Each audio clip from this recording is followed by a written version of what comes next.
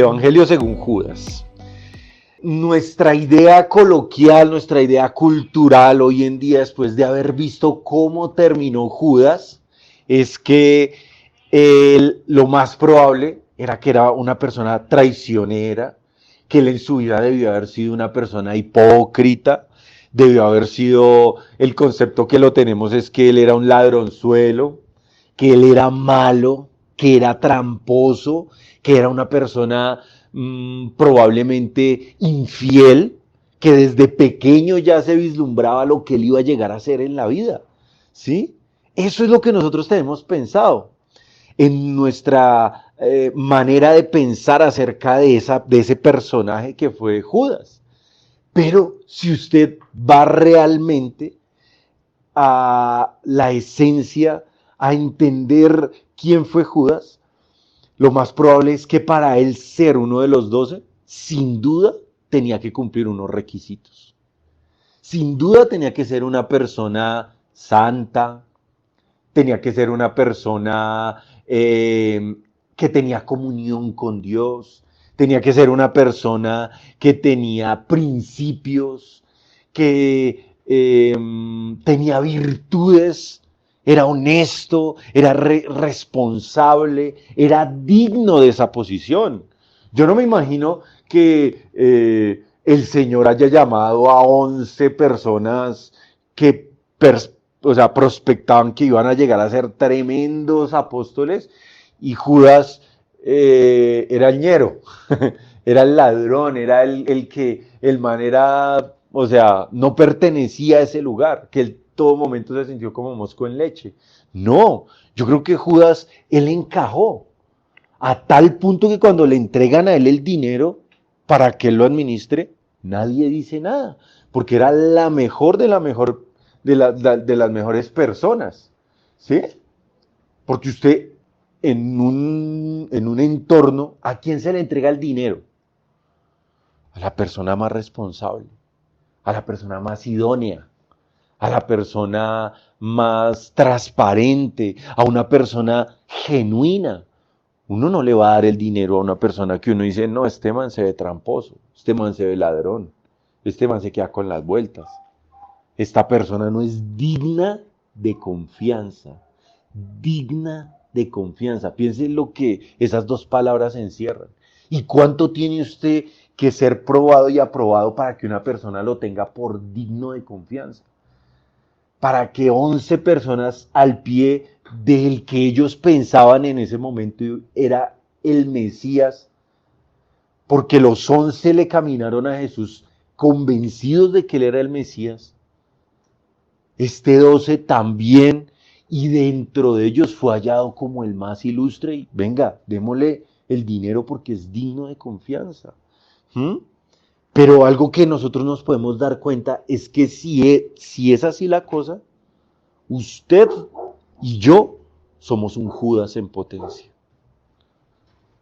Usted y yo, todos los hombres, tenemos el potencial de llegar a ser como Adán y fallarle al Dios del cielo, que nos da un paraíso, en ese paraíso nos da unas instrucciones, y en ese paraíso vamos y le fallamos y lo negamos y lo desobedecemos y le provocamos que Él se arrepienta de habernos dado lo que nos dio. Todas ustedes, todas las mujeres son una Eva en potencia, que pueden estar en medio del paraíso y ensordecer los oídos a la voz de Dios, a las advertencias de Dios, y escuchar la voz de la serpiente, y ir a hacer exactamente lo que saben que Dios les dijo que no hicieran, y tirarse en el paraíso y salirse del lugar donde Dios las puso. Todos nosotros, toda la humanidad, todo ser humano, tenemos dentro de nosotros el poder de llegarnos a convertir en ese Caín que hace lo malo y tras del hecho le pregunta a Dios, ¿y por qué? Es que yo soy el que tengo que responder, ¿o por qué tengo que hacer eso? Yo no sé. Y luego es que usted a mí me mandó algo, usted le dijo eso fue a otra persona, pues vaya que él se haga cargo. Todos tenemos ese potencial. Entonces, dentro de ese potencial, yo me acuerdo, para ponerles en contexto, yo tenía un amigo cuando fui joven y con ese amigo nos entendíamos muy bien, ¿sí? Así como Caín y Abel. Los dos crecieron, los dos fueron del mismo papá, los dos estaban en el mismo entorno y uno decide agradar a Dios y el otro decide matar al que agradó a Dios. Yo me acuerdo, muchos de aquí saben la historia. Ese amigo me invita un sábado a una fiesta y yo por cosas de la vida, por advertencia de mis padres, veníamos yendo sábado tras sábado, tras sábado, tras sábado a bailar y ese sábado dije, no voy. Y era un sábado, el sábado era 31 de octubre, el día de Halloween. Y ese día ese amigo asesina a 2 niños con 9 amigos más y los asesinan con sevicia. A uno le meten 75 puñaladas, al otro 45. Y terminan en la cárcel, terminan purgando una condena impresionante. Y yo decía, Dios mío, ¿de qué me guardaste? Por una sola decisión, o sea, una sola decisión hubiera cambiado mi vida, hubiera transformado mi vida, no sería yo el hombre que hoy en día soy. Y de pronto usted se formó, se levantó con personas que tienen cosas similares a las de usted. Pero hay algo que hace la diferencia. Aunque ustedes los dos se hayan formado, levantado en un ambiente similar, todos tenemos la capacidad de tomar decisiones diferentes. ¿Mm? Yo me acuerdo de mi esposa, ella se levantó también con amigas, con gente muy cercana de la familia, que tomaron sus decisiones. Y hoy en día son personas totalmente diferentes a la persona que es mi esposa. Son personas que uno dice, no, ni siquiera mi esposa comulga con ellas. Son totalmente transversales su pensamiento al pensamiento de mi esposa. ¿Por qué? Por sus decisiones. Y lo que pasa es que a veces las decisiones son como, yo leía un libro y decía que son como una bolita de nieve. Usted se para en lo alto de una montaña y bota una bolita de nieve y se va haciendo cada vez más grande. Y lo que pasa es que usted, en el libro decían que cogieron a los presos estadounidenses en Japón y les hicieron preguntas y grabaron las preguntas. Y después de que les hicieron preguntas, sacaron la pregunta de contexto y cogieron esa pregunta y la hicieron pública la respuesta, sacando la pregunta de contexto. Entonces ese preso o esos presos tenían que convivir con el resto de presos pensando que ellos eran unos traidores. Y los japoneses sabían que ellos no eran traidores. Lo que pasa es que hicieron una pregunta, hicieron un juego de sonidos, de palabras, o sea, cambiaron la pregunta. Le han hecho una pregunta, le hizo una respuesta. O sea, preguntaron A, él respondió sobre esa pregunta, hizo la respuesta A. Ellos después cambian la pregunta y ponen la respuesta. Entonces lo hicieron ver a este hombre como que era un traidor a la patria, a Estados Unidos. Ya a todos esos presos les habían hecho preguntas, los habían torturado, les habían puesto a aguantar hambre y ninguno contó nada. Entonces ellos contrataron a un hombre especialista en esto y él va y hace este juego de palabras y lo ponen en altavoz en el patio. Entonces estos hombres escogidos así porque pudieron con ellos hacer el juego de palabras gracias a la respuesta y quedan ellos como traidores. Y lo interesante es que estos hombres empezaron después a portarse como traidores. Después siguieron y comenzó como una bolita de nieve. Entonces ya todos los veían como traidores y ellos se veían como traidores. Y después empezaron a ponerlos en una celda mejor, empezaron a tener mejor comida, empezaron a tener mejores cosas y ellos decían, claro, por lo que es traidor. Y ellos decían, no, pues ya que esto es porque soy traidor. Y ya ellos empezaron a ver. Luego después publican el libro, estos hombres cambiaron totalmente su conducta y al final de la guerra, cuando ya ellos los sueltan, los entregan, porque fueron 2 años que estalló la bomba de Hiroshima y Nagasaki, estos hombres convencidos de que los que estaban haciendo las cosas bien eran los japoneses. Y ellos le dijeron, no, mire, la verdad se puede volver porque esto era una mentira armada para que usted hiciera esto. Y usted nos contara a nosotros y tener nosotros propaganda para decirle a nuestro pueblo que estamos haciendo lo correcto. Hoy en día en las redes sociales se hace mucho más fácil y con mucha más cantidad de gente, pero también a través de pequeñas decisiones que las personas toman, pequeños pecados, pequeños mordiscos de manzana, terminan haciéndolo de Eva, terminan haciéndolo de Adán, terminan haciéndolo de Caín, terminamos haciéndolo de Judas. ¿Mm? Pero lo impresionante es que usted no termina siendo ese traidor, ese hipócrita, ese ladrón, ese tramposo, ese infiel por un error. Nunca. No termina haciéndolo por un sufrimiento que ha experimentado en la vida. Tampoco. Y no termina haciéndolo por un trauma que haya vivido. Tampoco. Y quiero profundizar en esto. Marcos 3, 13 al 19, me lo puedes leer aquí bien fuerte, pasa al frente, por favor. Cuando hablamos de que no es un error. Entonces Jesús se fue al monte, llamó a los que quería que lo acompañaran, y ellos fueron con él. Eligió a 12 para que estuvieran con él, y los llamó apóstoles. Ellos estarían con él, y él los enviaría a anunciar la buena noticia, dándoles autoridad para expulsar demonios. Estos son los 12 que él escogió: Simón, a quien llamó Pedro; Santiago, hijo de Zebedeo, y su hermano Juan, a quien llamó Boanerges, que quiere decir hijos del trueno; Andrés, Felipe, Bartolomé, Tomás, Mateo, Santiago, hijo de Alfeo, Tadeo, Simón el revolucionario y Judas Iscariote, quien lo entregó. Muchas gracias. Dice aquí que los llamó para darles autoridad. Los llamó para que estuvieran con él. Los llamó para enviarlos a predicar el evangelio y los llamó para echar fuera demonios. 4 cosas. Dice ahí que los llamó a hacer. Entonces, no fue un error. O sea, él no fue escogido porque sea un error. ¿Sí? Cuando al final Judas baila en barra, yo siempre les digo, pecó más Pedro que Judas. Todo Judas tiene un Pedro que ha hecho peor las cosas que él y ha cambiado. Todo Judas.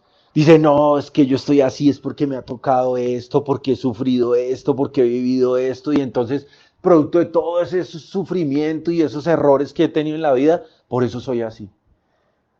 Pero él conoce a alguien, ese Judas conoce a alguien que la embarró peor que él y decidió cambiar y está mejor que él. Pedro la embarró peor que Judas, porque Judas al menos fue callado y fue y lo hizo detrás de él. Pedro lo hizo de frente, lo hizo 3 veces, a decir groserías para que ellos dieran, no, este man no anda con Jesús. Y salió y se fue. O sea, para mí, tengo 2 amigos y uno fue y dijo cosas de mí, dijo que yo iba a estar en tal lado, pero el otro vino y delante mío me dijo, no, eso no, usted no es así, yo no lo conozco y me negó. Yo digo, me negó peor el que me lo dijo de frente que el que fue y lo hizo por allá en mis espaldas. ¿Sí o no? Peor. Pero se arrepintió, entonces no es por un error que Judas terminó como terminó. Y vamos a entrar a hablar del Evangelio porque es una manera de mirar la vida, lo que hizo Judas. Y no es algo por allá que sea de 1 en 10 millones. Es más común de lo que usted se imagina. ¿Mm? Vamos con el otro. Pasa por favor nuevamente adelante. Les digo, no es por un sufrimiento. Miren lo que dice acerca de este personaje, que también se suicidó, ¿no? Todos terminan suicidándose. Primera de Samuel 9:21. Pero yo soy de la tribu de Benjamín, la más pequeña de Israel, y mi familia es la menos importante de todas las familias de la tribu de Benjamín. Respondió Saúl: ¿por qué me dices esto? 10:1. Entonces Samuel tomó un frasco de aceite de oliva y lo derramó sobre la cabeza de Saúl, y lo besó diciendo: El Señor te ha ungido como gobernante de su pueblo elegido. Amén. Gracias. Está Saúl. Y si usted lo mira, él tenía cosas muy valiosas. Era humilde. Él no era arrogante, él no era soberbio. Pero este Saúl, sufrió. Cuando usted lo ve y él toma la decisión de asesinar, de matarse, de acabar con su vida, él está sufriendo. Volvemos al punto. Usted pone el sufrimiento en una balanza. El sufrimiento de Saúl versus el sufrimiento de David. Y David sufrió más. Si usted puede acordarse, mire, David lo persiguen injustamente, le toca hacerse loco, le toca irse a vivir a otro país que no es el de él para refugiarse. Es prófugo injustamente de la justicia por seguir a Dios, por obedecer a Dios. Es apartado de su familia. Cuando es rey, un hijo suyo se levanta, se acuesta con las concubinas, lo empieza a perseguir, lo hace huir. Y él podría haber dicho, uy, no, este sufrimiento es peor que el de Saúl. Venga, me mato. Y me boto encima de mi espada porque así lo hizo el gobernante que estaba antes que yo. Él no lo hace.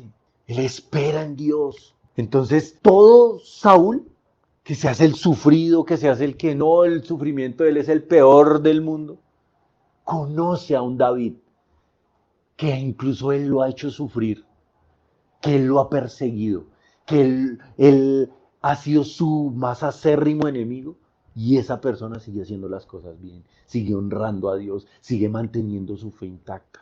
Y eso le cachetea la cara. Eso le dice, es una mentira lo que usted está diciendo, que usted está así y se va a acabar con su vida porque está sufriendo. Porque existen personas que usted mismo ha hecho sufrir más en la vida y siguen honrando a Dios, y siguen respetando a Dios, siguen creyendo a Dios hasta en lo más íntimo de su ser. ¿Mm? Ahora, no es por un trauma, el tercero, y es el tercero que también se termina suicidando. Regálame por favor el texto. Jueces 13, 3 al 5. El ángel del Señor se le apareció y dijo, es cierto que no podías concebir y no tienes hijos, pero ahora vas a quedar embarazada y darás a luz un hijo. Así que ten cuidado de no beber vino ni ninguna otra bebida alcohólica, y no comas nada impuro. Vas a quedar embarazada y a tener un hijo cuya cabeza no debe ser tocada por una navaja de afeitar, pero el niño será nazareo, dedicado a Dios desde su nacimiento. Él iniciará el proceso de salvar a Israel de los filisteos. Amén. Es Sansón. Y si usted mira, sus papás tenían una promesa de su nacimiento, tenían una certeza de que él iba a ser alguien grande desde antes de nacer. Y lo llegó a hacer, es que lo impresionante es que lo llegó a hacer. Y estas tres personas que yo le estoy hablando a usted, todas las tres llegaron a ser personas ilustres, llegaron a ser personas de ejemplo, llegaron a gobernar, llegaron a... tremendo, tremendo lo que han alcanzado. Pero mire el fin, los tres terminaron acabando con su vida. Por eso le digo, todos tenemos un Judas en potencia. Todos tenemos un Caín dentro de nosotros en potencia. Y no importa que hayan logros, no importa que hayan éxitos, que hayan metas. ¿Sí? Usted no va a poder decir, no, es que eso es por gente que no consigue nada en la vida, porque le estoy mostrando aquí un líder de influencia, un juez, un rey, y todos tres terminaron acabando con su vida. Pero yo le preguntaba a Dios, Señor, ¿quién es el versus de este Sansón? ¿Por qué un trauma? ¿Por qué un trauma? Porque Sansón fue echado a la cárcel injustamente. Y ese Sansón tiene a alguien a quien mirar, a José. José fue antes que él. Y José fue echado a la cárcel injustamente. Fue echado a la cárcel por no querer acostarse con la esposa de su jefe. Ella lo acusa, lo echan a la cárcel injustamente. Él dura 2 años en la cárcel y sale de ahí a reinar por un milagro del cielo. Porque él entendió y dijo, yo no tengo por qué tomarme la justicia en mi mano. Yo no tengo un Dios, creo en un Dios que pelea por mí. Y aunque esto sea injusto, yo no me voy a a matar, no me voy a martirizar, no me voy a partir la cabeza pensando en lo injusto que es esto. Señor, tú eres Dios. Sansón sí dijo, no, esto es injusto, esto no debe ser, esto no debe ser, esto no debe ser. Y en el momento que pudo, allá en la cárcel, haga de cuenta, estalló una bomba y se murió él y todo el mundo que estaba ahí. Dijo, ay, venga, ¿puedo servir en la cocina? Entonces, sí, claro, y prendió la estufa y ¡boom! Y acabó con Raimundo y todo el mundo y él se fue en el proceso. Todos los tres que yo le digo fueron personas que lograron cosas en la vida. No son cualquier parecido. Están acá en los anales de la Biblia, ¿sí? Entonces yo quiero que usted entienda, ahora sí vamos a entrar en materia, pero primero que todo es que todos tenemos un Judas en potencia dentro de nosotros, un Caín dentro de nosotros, un Saúl dentro de nosotros, un rey que cuando llegue a tener todo podría ir y acabar con su vida por un capricho, porque no se le dio un capricho, un juez dentro de nosotros, por no tener en cintura y en dominio propio su sexualidad, terminará sin ojos, encarcelado y por allá tirándose toda la vida que Dios había planeado para él desde el principio, desde muy pequeño, ¿sí? Todos tenemos ese potencial de llegar a alcanzar nuestros sueños y en nuestros sueños ir y ofender a Dios y sacarnos de ese paraíso que Dios nos dio. Amén. El Evangelio según Judas es una forma transversal de pensar. Es una filosofía de vida. Ya la leí, se lo quiero contar. El capítulo 1 ¿de qué habla? De que la seguridad siempre es buena y arriesgar siempre es malo. Eso habla el primer capítulo. Lo raro es que usted no le puede predicar eso a un inversor ni a un empresario. Porque un inversor, viven de arriesgar. Ellos tienen dinero y tienen que invertir aquí, tienen que invertir en el S&P 500, tienen que invertir en ETFs, tienen que invertir en bitcoins, tienen que invertir en bienes raíces. Y ellos saben, algo se va a perder. Desde antes de invertir, el empresario dice, bueno, yo voy a comprar aquí una casa, voy a poner aquí una tienda, voy a comprar este carro, de pronto lo puedo vender. Y el de antes de mano, él sabe, es un riesgo, vas a quedar sin nada. Ahí estaba leyendo el otro día un libro de inversores en bienes raíces. Y siempre ellos dicen que andan sin plata en los bolsillos. Que dicen, vamos, nos tomamos un tinto, pero no tienen para pagarlo. Vamos y nos comemos una dona, y se la comen y él, ay, pero tiene ahí que es que no traje efectivo. Y no tienen, porque todo lo tienen invertido y todo lo están arriesgando. Pero hay unos riesgos que son mayores, unos riesgos medidos, unos riesgos menores, pero todo lo están arriesgando. Y eso no comulga con lo que dice el Evangelio según Judas, que el capítulo 1 dice que la seguridad siempre es buena. Siempre es buena. Y eso es él lo pone como sentencia de Dios. Y no es así. El capítulo número 2 dice esto. Póngale cuidado. Dios es bueno y el dolor siempre es malo. Pero dígale usted eso a un deportista. Dígale usted eso a Cristiano Ronaldo. Yo le aseguro, él para tener el cuerpo que él tiene y el físico que él tiene que convivir con el dolor. Él tiene que haber hecho del dolor un amigo, algo para él que sin eso no puede vivir. Cuando le cascan, cuando lo rompen, cuando le caen duro, cuando se entrena, cuando se levanta, cuando dice no a una fiesta, no al trago, no a las mujeres, siempre está conviviendo continuamente con el dolor. Y ese dolor lo está llevando cada vez a conquistar más y más y más y más. Pero el Evangelio, según Judas, dice que Dios es bueno y el dolor es malo. Que siempre que haya dolor, no, eso es malo. Eso es malo, eso no paila, eso no es de Dios. Porque Dios es un Dios bueno. ¿Sí? El capítulo 3 habla de que el placer es bueno y el sufrimiento siempre es malo. Pero predíquele usted eso a un físico-culturista, donde ellos, para forjar ese cuerpo que tienen, ellos tienen que vivir con el sufrimiento. Tienen que llevar cada vez el sufrimiento a un nuevo nivel para poder romper los músculos que están forjando. Y después esos músculos se forjan, se agranda la masa muscular y para volver a llegar al umbral del sufrimiento de esos nuevos músculos, tienen que crear otra nueva rutina, más poderosa, más exigente, más dolorosa, un sufrimiento mayor. Dígale usted a un físico-culturista y no le va a creer, no le va a creer. Pero este evangelio nos dice no, siempre que haya sufrimiento, eso es malo. ¿Ha escuchado eso por ahí en el mundo? ¿Lo ha escuchado en las redes sociales? ¿Ha escuchado a la gente que dice que el dolor es malo, que el sufrimiento es malo, que arriesgar es malo? ¿Sí lo ha escuchado? ¿Se lo ha dicho usted mismo a usted mismo? Imagínese, usted está sacando ideas de este evangelio. El capítulo 4 dice, el entretenimiento es bueno, pero la monotonía siempre es mala. Lo aburrido es malo.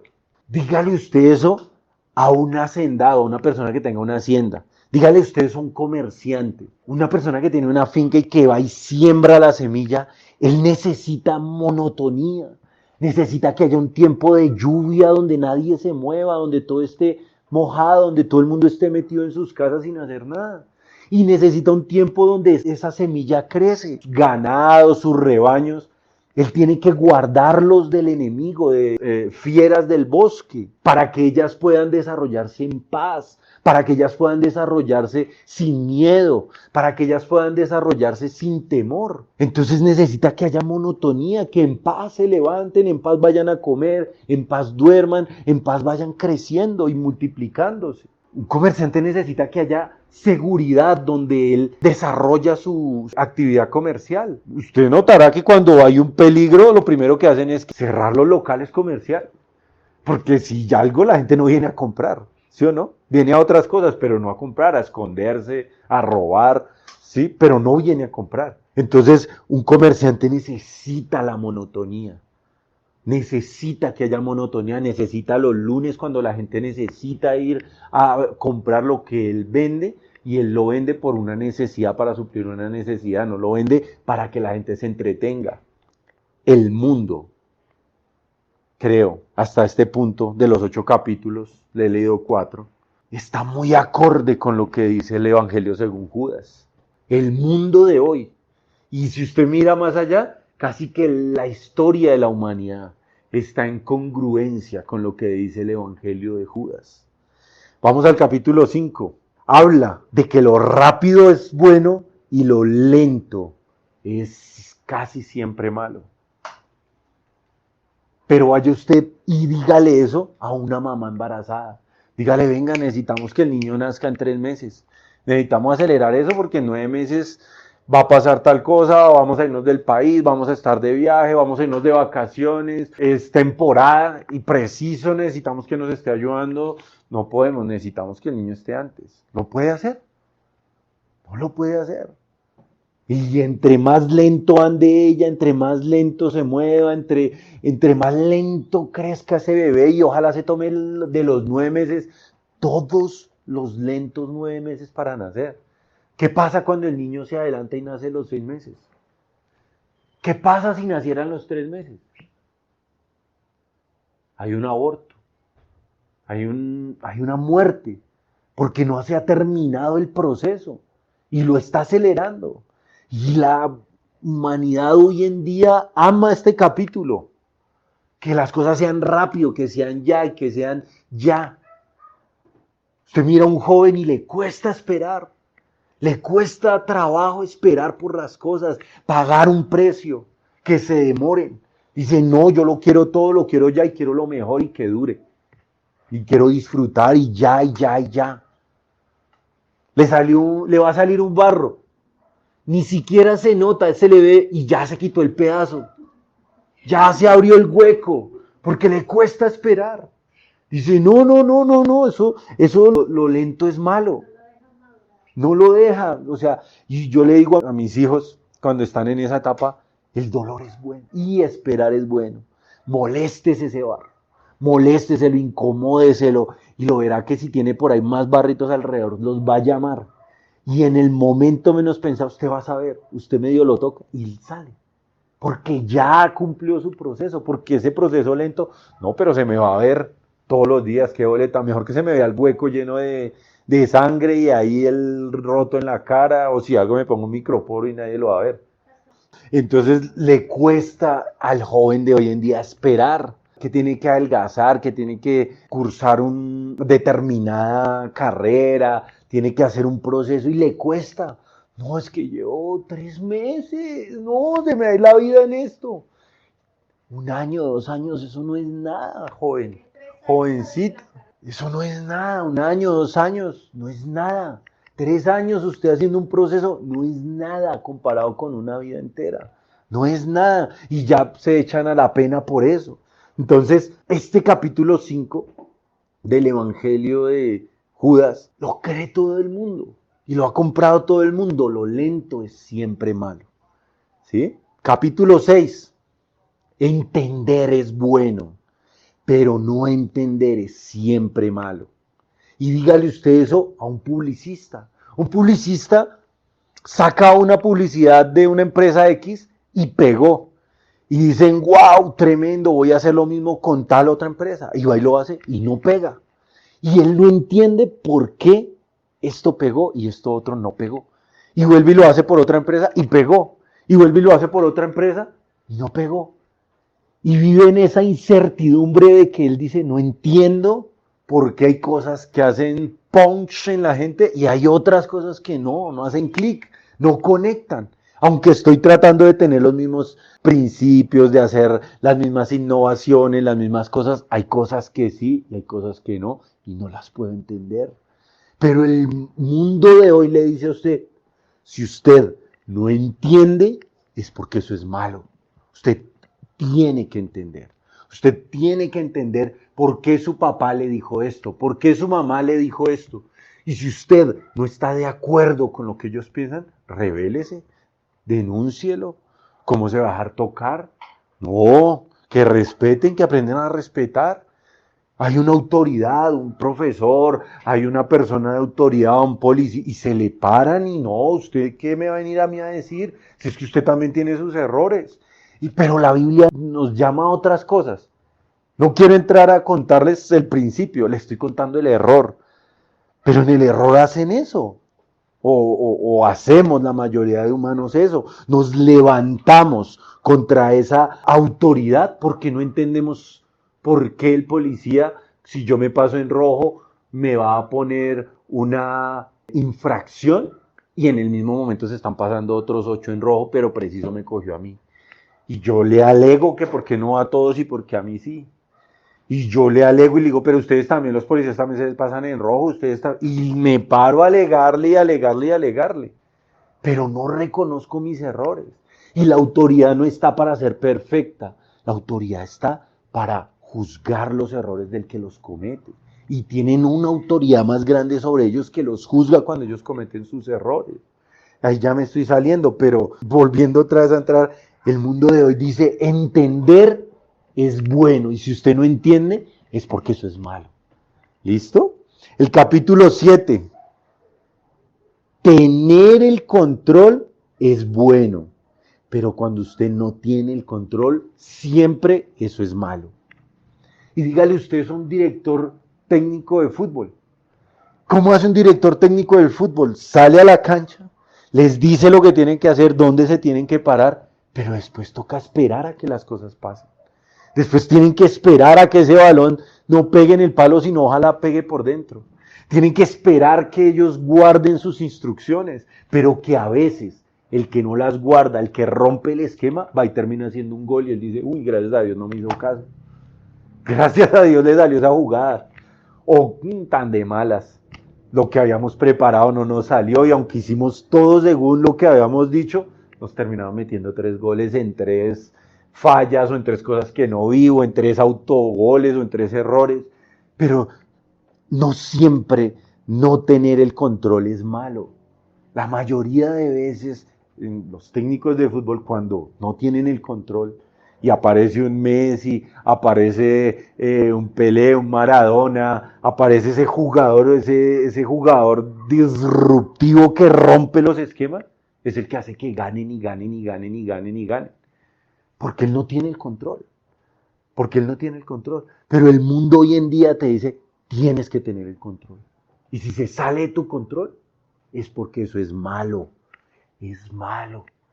No debe ir contigo, con tu manera de pensar, con tu filosofía, con tu evangelio. Y el capítulo 8. Lo que yo hago siempre es bueno. Y lo malo es esperar a que las cosas pasen. Eso es malo. Es malo lo que hacen las otras personas o es menos importante lo que yo hago. Pero lo que yo hago siempre es bueno. Siempre es lo mejor.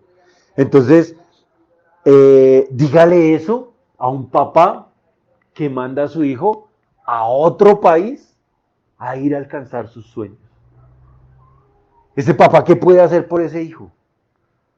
No puede hacer nada más que esperar y rogarle a Dios para que las cosas salgan bien. No puede hacer nada más. No puede ir a luchar por él. No puede saber a ciencia cierta qué batalla se está librando. No puede saber a ciencia cierta qué está haciendo bien y qué está haciendo mal. Le toca rogarle a Dios y esperar y entender que lo que él hace no es nada, o sea, nada tiene que ver con eso que está sucediendo allá. Mandarle buenas vibras, traer oraciones del cielo, pedirle a Dios, estar creyendo y convencido, visualizarlo, confesar victoria y esperar. Tener fe, no puede hacer nada más. Predíquele esto, ese capítulo 8 a un papá y no le va a creer.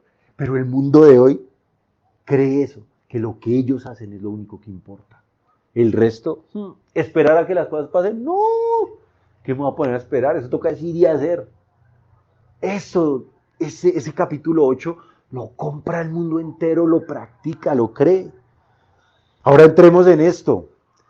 Vincent Van Gogh pintó una pintura que se llama La Noche Estrellada.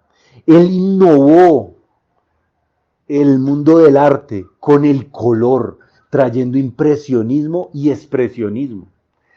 Es lo que no tiene la cultura de Corea y no tiene la cultura árabe.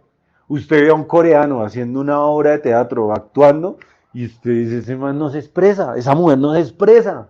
Ellos no saben qué es eso. Y lloran o se ríen y uno los mira y uno, pero no me contagia, no le creo nada de lo que está haciendo. Todo el cuerpo dice una cosa, pero su cara no dice nada. Es la misma cara cuando está triste, cuando está feliz, cuando está contenta. Pero Vincent Van Gogh le regaló, o sea, le metió esto al arte, al arte. Le introdujo la creatividad en muchas aristas a los artistas de hoy en día. Es reconocido hoy mundialmente. De todas sus pinturas, la más grandiosa es La Noche Estrellada. Y él, en 1890, ante desafíos por el arte, lo que estaba enfrentando en ese momento, porque todo el mundo decía que lo que él estaba haciendo era malo, ¿sí? Porque fue un revolucionario, y con desafíos en sus emociones, toma la decisión y a sus 37 años se dispara en el pecho. Virginia Woolf es una escritora que trajo unos avances, unas ideas totalmente revolucionarias para su época en la literatura. Ella es pionera del monólogo interior, de lo que es hablarse a uno mismo. Cuando la gente escucha, o sea, lee lo que ella escribió, todos dicen, wow, tremendo. Introdujo al mundo ideas del feminismo, las ideas de género y las ideas de poder del género. Hizo diarios y ensayos que le sumaron a la literatura por parte de las mujeres cosas impresionantes. Pero en 1941, ante problemas de salud mental y propios de la Segunda Guerra Mundial, hambre, subida de precios, ya no hay doctores, la gente se está yendo a vivir a otro lado, ya la familia no la encuentro, hoy no están en otro lado. Todos los problemas derivados de la guerra. A sus 59 años de edad, toma el Evangelio, como hizo Vincent Van Gogh, el Evangelio según San Judas, y contó todas las cosas malas que estaban pasando, y tomó la decisión de lanzarse a un río. Obviamente acabó con su vida. Tercero, Ernest Hemingway, un literato impresionante. En 1954 se gana el premio Nobel por escribir de una manera distinta a como escribía todo el mundo. Escribió un libro que se llama El viejo y el mar. Su escritura era totalmente realista y, a diferencia de la de ese momento, fue de pocas palabras. Con muy poquitas palabras decía lo que tenía que decir. Participó en la Primera Guerra Mundial y su perspectiva de la Guerra Mundial le regaló a la literatura cosas impresionantes. En 1961, luchando contra la depresión, luchando contra el estrés, coge una escopeta y se dispara a sus 61 años de edad. Todos, antes de hacerlo, volvieron y hojearon el Evangelio según Judas. Lo leyeron, dieron estos, no, esto es malo, esto es malo, esto es malo, esto es malo, esto es malo, esto es malo, baila, aquí no hay nada que hacer. Y fueron y tomaron la decisión. Cuarto, Kurt Cobain, influyente en la música. Escribió una canción que se llama Smell Like Teen Spirit. Es un himno de la cultura de los 90, de la cultura joven de los 90. En su momento, en los 90, desafió las normas musicales establecidas hasta ese momento y transformó la música. Lo logró hacer. Pero él le regaló algo a la escena musical y fue la lucha por la salud mental en la industria musical. Él dijo, la verdad, casi que todos los músicos tenemos una lucha con nuestra mente. A toda hora, o no sé si la tenga todo el mundo, pero los músicos la manifestamos de una manera diferente a como la manifiesta el resto de la gente. En 1994, ante problemas de adicciones y de salud mental, se disparó en la cabeza a la edad de 27 años. Obvio, después de haber leído los 8 capítulos del Evangelio de Judas. Marilyn Monroe, una actriz revolucionaria, que llega y le imprime con un sello que hasta el día de hoy no se ha quitado al mundo del séptimo arte, belleza y moda. Escotes, sensualidad, películas como El hombre las prefiere rubias y La tentación vive arriba, la llevaron a la cima de la fama mundial. Y puso en el cine la idea de que la mujer tiene que ser total y absolutamente hermosa. Y que eso la va a llevar a ser feliz y a conquistar todo lo que sueña en la vida. Ella es el icono de eso. Lo tremendo es que fue y leyó el Evangelio de Judas, los 8 capítulos, dijo, baila. En 1962, esto no sirve para nada, ante problemas mediáticos y ante problemas familiares, decide tomar una sobredosis de barbitúricos. Y a sus 36 años acaba con su vida. Los barbitúricos se usan para que la gente que sufre ataques de epilepsia o la gente que no pueda dormir concilie el sueño o deje lo que hace es que inhibe el sistema nervioso central para que él deje de tomar las acciones que tiene que hacer. Entonces relaja el cuerpo. Y ella dijo, qué va, esto no sirve para nada y se mandó todo el frasco. Sexto, Robin Williams, un actor que interpretó papeles impresionantes. En el 2014, a sus 63 años, se ahorcó. Séptimo, Séneca, un filósofo, en el 65 después de Cristo. Tiene 70 años y va y se corta las venas porque la gente no le estaba copiando lo que él decía, porque había mucha gente que lo estaba señalando, porque hablaban mal de él, porque decían, no, ese man estaba sufriendo persecución política. Y tomó la decisión y se cortó las venas. Octavo, Cleopatra, en el año 30. La nación que ella gobernaba perdió. Egipto pierde una guerra, pierde muchas posesiones que tiene, políticamente empieza a ser muy cuestionada y sufrió cosas en el amor, entonces tomó la decisión de que le trajeran una serpiente venenosa, le metió la mano y acabó con la vida. Obviamente, primero le echó una ojeada a todo el Evangelio de Judas. Noveno, Sigmund Freud, el padre del psicoanálisis. En 1939, a sus 83 años de edad, una persona que mucha gente lo cita, tomó la decisión de coger morfina y meterse una sobredosis que sabía que iba a ser letal. Y se la tomó y acabó con el sufrimiento. Obviamente, primero oyó el Evangelio de Judas. Hitler, en 1945, a sus 56 años de edad, dijo, oiga, todo lo que había dicho es mentira y no puedo cargar con eso. Entonces se disparó en la cabeza. Cancerbero, en el 2015, a sus 26 años de edad, se lanza desde un precipicio. Y la lista la tengo y es súper larga, de personas que han leído el Evangelio de Judas y dicen, el dolor es malo, arriesgarse es malo, el sufrimiento es malo, la monotonía es mala, lo lento es malo, no entender lo que está pasando es malo, no tener el control es malo, esperar a que pasen cosas buenas es malo, y toman la decisión del capítulo 9 del Evangelio de Judas. Vea la acción y acaba con lo malo. ¿Cuántos de aquí le pondrían a un hijo suyo Judas? Yo creo que ninguno, ni en la historia yo no he visto, yo no conozco al primero que le hayan puesto Judas o Caín.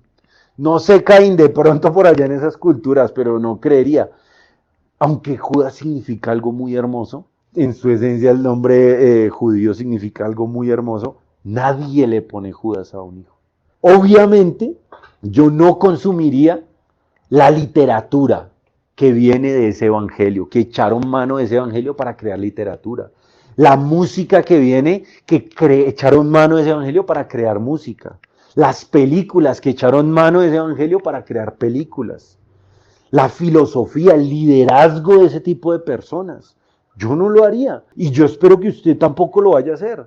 Porque sería como que usted fuera y le preguntara a alguien que usted sabe que es un ladrón, venga, ¿me enseña a invertir? O que usted fuera ahí y le dijera a una prostituta, venga, enséñeme cómo hago una familia. El profeta Ronnie Oliveira decía, yo para aceptarle un consejo a una persona, primero tengo que ver que esa persona es un ejemplo en eso para lo cual yo quiero el consejo. Si no es un ejemplo, yo no le voy a pedir un consejo. Y es algo totalmente sabio, totalmente cuerdo, es sentido común. Es como si usted le pidiera a un violador principios para criar a su hijo. Venga, enséñeme cómo crío a mi hijo, a un violador. Eso es algo que se llama en la filosofía una antítesis, en la matemática una paradoja. Es como yo decirle a un chismoso que me enseña a guardar un secreto. No tiene coherencia. Que usted y yo no deberíamos recibir nada de eso, nada, absolutamente nada de eso para nuestra vida. Porque es como pedirle dirección y guía o ayuda a un muerto. O peor aún, es como si usted le dijera a un ebrio, tome las llaves del carro, maneje. Lo va a conducir a un lugar donde usted no quiere estar. Lo va a llevar a sufrir cosas que usted no quiere sufrir. Para terminar, cuando usted mira el Evangelio de Judas a la luz de la Escritura, a la luz de lo que predicó Jesús, usted se da cuenta que arriesgar lo que habla el capítulo 1 es necesario el riesgo. Un empresario, un inversor le va a decir, es necesario arriesgar. El dolor, le va a decir un deportista, es necesario. Es necesario, la Biblia lo enseña. De pasta a pasta, usted ve a David, ve a Abraham, ve a Moisés, ve a Daniel, a los amigos de Daniel, a José, todos pasaron por el dolor. Es necesario el dolor. El sufrimiento del capítulo 3 que dice que es malo, es obligatorio. Es obligatorio. Para que salga un barro, para que nazca un niño.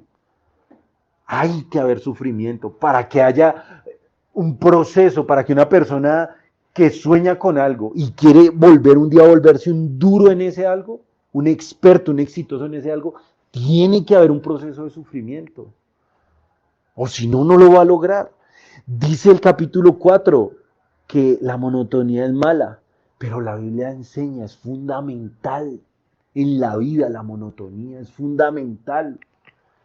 Es algo que tiene que haber. Jesús 30 años no hizo nada, nada. Moisés, 40 años en el desierto, nada, aparentemente nada, pero Dios estaba trabajando en él. La Biblia nos enseña que lo lento es lo mejor. Ese proceso lento es lo mejor que le puede pasar a usted, porque si fuera rápido, sería un aborto de su éxito, de su sueño, de su futuro. Lo lento es lo mejor. La Biblia en el capítulo 6 contrarresta y dice, no entender es la esencia del cristianismo. No entender lo que está pasando. Los discípulos no entendían qué estaba pasando el domingo. Daniel no entendía lo que estaba pasando cuando se lo llevan al foso de los leones. Los 3 amigos de Daniel no entendían lo que estaba pasando cuando los metieron al horno de fuego. José no entendía lo que estaba pasando cuando estaba siendo vendido como esclavo. No entendían. Moisés no entendía lo que estaba pasando cuando él termina huyendo de la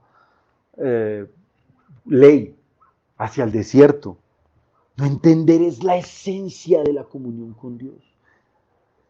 No tener el control en el capítulo 7 es algo intrínseco de una persona que va a llegar al cielo, de una persona que va a cumplir el éxito en esta tierra, pero un éxito que va a trascender a la vida eterna. No tener el control. El control lo tiene Dios. Usted mira a un rey como David y él nunca tuvo el control. Llegó a ser rey, pero él iba y le decía, Señor, ¿qué hago? Y lo que Dios le mostraba, él iba y lo hacía. Él no tenía el control, aunque era el que mandaba. Él no tenía el control. Daniel sobrevivió 4 monarquías, que las monarquías acababan y mataban a todo el mundo, y él quedaba vivo. Llegaba otra monarquía, mataba al que era el rey y mataba a todos los siervos y seguía Daniel. Llegaba otra monarquía, mataban a todos y seguía Daniel. Y él entendió, no tener el control es intrínseco para una persona que tiene comunión con Dios. Y por último, esperar con fe a que las cosas pasen es esperar la única opción que tiene un hombre y una mujer de Dios. Tener fe. Hacer todo bien, sufrir, pasar por el dolor, por arriesgar, vivir la monotonía, esperar el proceso lento, no entender, no tener el control, seguir haciendo lo correcto y a pesar de eso esperar a que las cosas se den. Es lo único, la única opción que tenemos. No tenemos más opción. No tenemos más opción. O ahorcar nuestros sueños. Eso es lo que habla la Biblia en contraposición al Evangelio según Judas, ¿sí? Dicho sea de paso, el libro no existe. Por de pronto por ahí la gente, ¿y dónde está? ¿Dónde lo venden? Pero Dios nos llama a eso. A que usted, no sé si usted estaba listo para la verdad, pero hoy se la estoy diciendo. Que ya les hemos hablado sobre estar listo para la verdad. Me imagino que esta charla lo haya cogido así, listo para la verdad. Entonces le estoy poniendo los pies en la tierra. Van a venir cosas, usted no va a entender cosas, van a doler, va a sufrir, va a vivir monotonía, va a vivir cosas lentas, pero esta gente, aunque alcanzó cosas gloriosas, no entendió esto y por eso tomó una decisión. Muy jóvenes de 20 y pico años y muy viejos de 80 y pico de años. Todos de acabar con sus vidas. Todos de acabar con sus vidas. Porque en un momento no les... O sea, el evangelio, la filosofía de vida que tenían era totalmente como la que decía Judas. Hoy esta charla, espero que el Espíritu Santo haya venido y haya hablado a su vida. Y haya hablado a su corazón y pueda sacar de su vida, desarraigar de su ser, ese Judas potencial que hay en usted, esa Eva potencial que hay en usted, bueno, la parte mala, ese Adán, ese Caín que hay en cada uno de nosotros. Amén. Vamos a orar.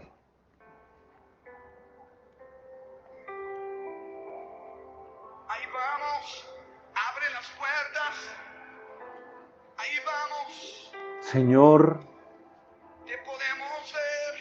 hoy podemos entender que estás aquí junto a nosotros. Yo quiero que tú allí donde estás, Nuevos amores, cierres los ojos. escucha nuestra voz y Dile, Señor, perdóname. Perdóname las veces que he creído que arriesgar es malo. El sonido del Perdóname las veces que he creído que el dolor es siempre malo. el espíritu en Dios. Perdóname, Señor, las veces que he creído que el sufrimiento es malo y que si tú existes, ¿por qué estoy sufriendo? ¿Por qué me está doliendo? Perdóname, Señor, Y a quien anhelo. cuando me he quejado de la monotonía. Es por ti que yo soy. Perdóname, Señor, cuando he pensado que lo lento Más allá del velo. no es parte del propósito. Yo voy Perdóname, a Señor. decirte que te quiero. Perdóname cuando, por no entender lo que está sucediendo, renuncio al sueño, renuncio al esfuerzo, renuncio a la disciplina, renuncio a creer. Perdóname, Señor, porque cuando no he tenido el control, Más allá del velo. pienso que las cosas no se van a dar Yo voy y lloro y a sufro, decirte que te pero no decido ir a refugiarme en ti. Atrae mi corazón, Señor, por favor, perdónanos. Atrae mi corazón, Señor, para entender que debo esperar en ti, hacer lo correcto, pasar por estas etapas, por algunas en su momento. Pero si he de morir por algo, hoy decido morir a mí mismo. Hoy decido morir a mi manera egoísta de pensar, a mi manera carnal, a mi manera mundana de entender la vida. Hoy renuncio, Señor. Atrae mi corazón a ti, Jesús. Porque tú, Señor, arriesgaste todo por nosotros. A ti te dolió redimirnos. Tú sufriste por amarnos. Señor, tú viviste 30 años sin hacer nada, en una monotonía de una humanidad caída. Cuando moriste, no fue de un tiro de gracia, fue algo lento, fue un proceso que empezó el viernes en la madrugada. Y fue lento, fue doloroso. Hubieron espinas, hubieron latigazos, hubo desnudos, hubo ridiculización. Te negaron, te entregaron. No tuviste el control. Le dijiste, Padre, ¿por qué me has abandonado? Y tuviste que esperar a que el sufrimiento terminara, a que el proceso terminara y aferrarte a la fe de que ibas a descender a la muerte y al Hades, de que les ibas a arrebatar las llaves del infierno y de la muerte, del Hades, y ibas a subir a los cielos, llevando cautiva la cautividad y llevando contigo a todos los que habían creído en ti antes de que existieras. Hoy renuncio a mi manera de pensar y me muero de amor por ti. Si el grano de trigo no cae en tierra y muere, queda solo. Hoy muero, a mí yo pienso, a mí yo siento, a mí yo quiero. Atrae mi corazón a ti, Señor. Hoy entiendo, Espíritu Santo, ayúdame a entender que arriesgar es necesario, que el dolor es necesario, que el sufrimiento es obligatorio, Señor, en tus promesas, que la monotonía es fundamental, que lo demorado, que lo lento es siempre el mejor camino. Que no entender es la esencia de la vida cristiana, de caminar contigo. Que no tener el control y esperar en ti Es la única opción que Voy tenemos. corriendo hacia ti. Hoy corremos hacia ti. Hoy corremos a tus brazos. Voy corriendo a abrazarte. Hoy te abrazamos, Voy Señor. corriendo a Te besarte. besamos. Me uno a ti. Nos unimos a ti. Me uno Si tú a pasaste ti. por este proceso, Me yo no soy uno mejor que a tú. ti. Yo no soy mejor que tú. Yo no soy más que tú, Jesús. En ti. Y tú en mí, Jesús. Este es el pacto. Hoy lo acepto. Pero a cambio, dice la Biblia que toda rodilla que está en los cielos, en la tierra y debajo de la tierra, se doblará ante ti, Jesús. Y toda lengua te confesará que tú eres el Señor.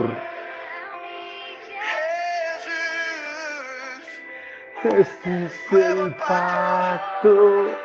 Hoy pon una mano en tu corazón y levanta la otra mano al cielo. Y dile, Señor, yo en ti, tú en mí. Hoy entro en este pacto. Hoy entro en este pacto. Gracias, Señor. En el nombre de Jesús. Hoy te entrego mi dolor, mi sufrimiento, la demora. Te entrego todo esto, Señor. Y lo creo en el nombre de Jesús. Gracias por esta palabra. Gracias por este tiempo. Gracias por cambiar la manera que tenía de la vida cristiana. En Cristo Jesús. Gracias, Señor. Amén.